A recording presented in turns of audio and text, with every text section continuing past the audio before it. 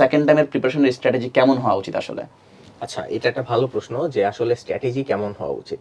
যে কোনো কাজে সফল হওয়ার জন্য কিন্তু স্ট্র্যাটেজিটা খুব বড় একটা ভূমিকা পালন করে। ভালো স্ট্র্যাটেজি যদি না থাকে তাহলে কিন্তু বড় কোনো লড়াই কখনোই সফল হওয়া সম্ভব না। এবং এক্ষেত্রে আমি সেকেন্ড টাইমের স্টুডেন্টদেরকে তাদের কিছু অ্যাডভান্টেজ এবং কিছু ডিসঅ্যাডভান্টেজের কথা বলবো।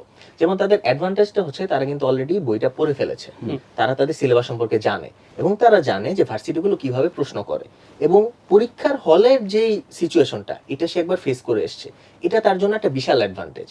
সুতরাং তার মানসিক প্রস্তুতির জায়গাটা কিন্তু ঠিক আছে।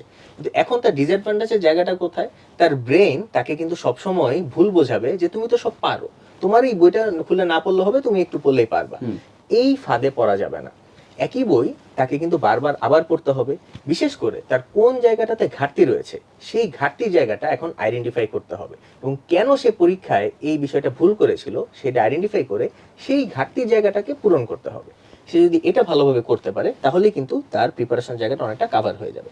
এবং পাশাপাশি এত দীর্ঘ সময় যেহেতু রয়েছে, এই সময়টাতে সে যদি কমপ্লিট প্রিপারেশনটা নিতে চায় তাকে ছোট ছোট ভাগ করে প্রস্তুতিটা নিতে হবে। যে এই দিন আমি এটুকু পড়বো এবং এটার উপরে আমি আমার পরীক্ষাটা দিব, আমি প্রশ্ন ব্যাংক পড়বো, টপিক পড়বো, কনসেপ্ট ক্লিয়ার করবো, তারপর এটার উপর পরীক্ষা দিব। এক্স্যাক্টলি, একটা গাইডলাইনের মধ্যে থাকা।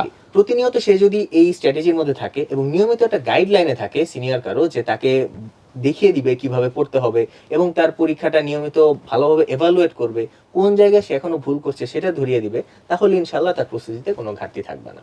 আচ্ছা, সো আরাফ ভাইয়ের যে স্ট্র্যাটেজি আছে সেটাকে যদি আমি সাম আপ করি, বিষয়টা ঠিক এরকম যে তুমি অলরেডি তোমার যে পড়াশোনা আছে সেটা সম্বন্ধে একটু জানো, তোমার আইডিয়া আছে, তোমার দরকার তোমার যে ভুলগুলো আছে সেগুলোকে আইডেন্টিফাই করে সেগুলোকে সমাধান করা।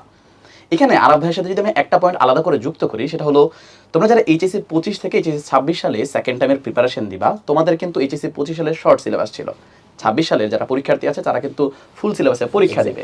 এক্ষেত্রে 26 সালে যে ফুল সিলেবাস আছে সেখানে কিছু নতুন কিছু লেসন কিংবা টপিক অ্যাড হয়েছে যেগুলো কিন্তু তোমার আগের ম্যাটেরিয়ালস হয়তো ছিল না। সো ম্যাটেরিয়ালসগুলোও কিন্তু সেকেন্ড টাইমের ডেডিকেটেড হতে হবে, যেটা তোমাকে আসলে সেকেন্ড টাইমের প্রিপারেশন নিতে একদম কমপ্লিট যে গাইডলাইন আছে সেটা দিতে পারবে। অবশ্যই। এছাড়া তোমার যেহেতু পরীক্ষা নিয়েই আসলে মেইন সমস্যা, পরীক্ষার হলেই হয়তো অনেক সময় দেখা যায় তুমি হয়তো পড়েছো, সেটা পরীক্ষার হলে গিয়ে সেভাবে করে তুমি পারফর্ম করতে পারোনি, কিংবা তোমার ভাগ্য দোষেও হয়তো কোনোদিন তুমি অসুস্থতা কিংবা অন্য যে কোনো কারণে পরীক্ষার হলে পারফর্ম করতে পারোনি। সে কারণে সার্বক্ষণিক আসলে পরীক্ষার মধ্যে থাকা, সেটা জাস্ট অনলাইনে না, অনলাইন অফলাইন সকল জায়গায় আসলে পরীক্ষার মধ্যে থাকলে তোমার যে ভুলগুলো আছে সেগুলো কিন্তু ঠিক হয়ে যাবে।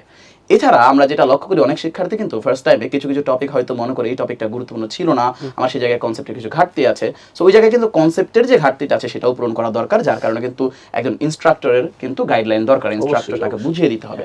সো এই যে ইনস্ট্রাক্টর বলি কিংবা পরীক্ষা বলি কিংবা সেকেন্ড টাইম ডেডিকেটেড ম্যাটেরিয়ালস বলি, সকল কিছুর সমন্বয়ে কিন্তু উদ্ভাসের পক্ষ থেকে সেকেন্ড টাইম ভার্সিটি খ কোর্স কিন্তু অলরেডি লঞ্চ হয়ে গিয়েছে। তোমরা চাইলে কিন্তু তোমাদের এই প্রিপারেশনের ক্ষেত্রে আমাদের এই সেকেন্ড টাইম ভার্সিটি খ প্রিপারেশনের মধ্যে যুক্ত হয়ে যেতে পারো। আমরা তোমাদের সফলতার একজন সারথি হয়ে গর্ববোধ করব।